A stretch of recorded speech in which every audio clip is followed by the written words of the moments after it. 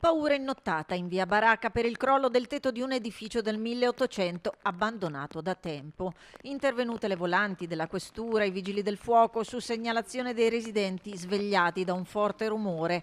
È stato effettuato un sopralluogo per escludere la presenza all'interno dell'edificio di senza fissa dimora, controllo che ha scongiurato questa eventualità.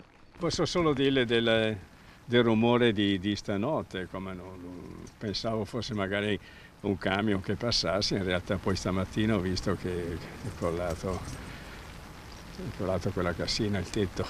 Per fortuna non era giorno e non sono passate persone insomma sotto. L'intera zona è stata messa in sicurezza, chiuso anche un tratto della via, visto che alcuni detriti erano caduti in strada, occupando la carreggiata.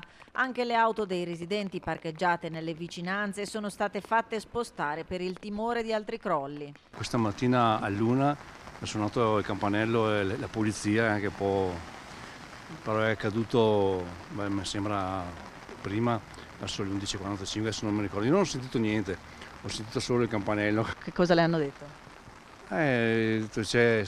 Sta venendo giù la casa, mi sono immaginato che era quella lì perché è già da un bel po' di tempo che è lì in bilico. E poi ci ha fatto spostare fuori tutte le auto, come vedi io, l'ingresso proprio di fianco alla casa che è andata giù e adesso speriamo. L'area è stata delimitata e transennata.